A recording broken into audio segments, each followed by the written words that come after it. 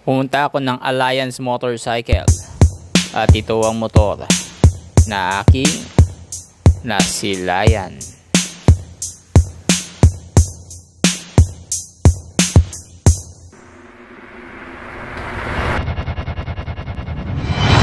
Boss Motovlog.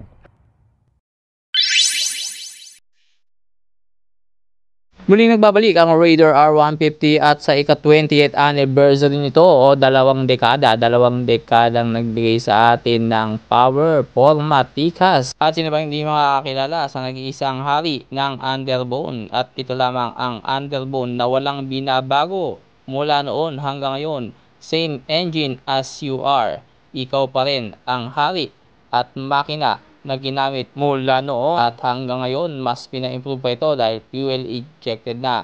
Kung naabutan nyo ang mga unang version nito na decarburador ay sigurado ako mas mararamdaman mo ang talagang pinanggalingan ng motor na ito.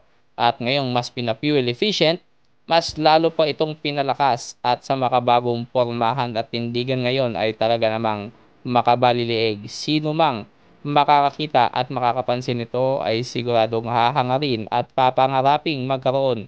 Dala-dala ang legendary na makina na 150cc engine, 4 valves, double overhead cam at meron niyang 6-speed manual transmission. Ito ay fuel injected na at ang kanyang tank capacity ay 4 liters. Medyo maliit lang pero hindi problema yan sa mga tunay na nagmamahal o enthusiast ng motor na ito. Ito ang motor na sadyang ginawa lamang para sa speed. Aminin man natin o hindi, ito ay sadyang ginawa para mga mote. Kaya naman tinagurin itong kamote king na motorsiklo ng mga panahong iyon. At syempre kung papipiliin ako, marami nagsasabi sa akin, ano daw mas maganda? Raider R150 or Sniper 155? Well, para sa akin, kung alam mo ang legacy na hinahanap mo at alam mo kung ano ang pinanggalingan ng Raider R150, ay malabong piliin mo ang Sniper 155. Pero kung ipang lolong ride mo, tingin ko pwede ang Sniper 155 dahil makakapalang gulong ito. Pero gaya nga ng sabi ko,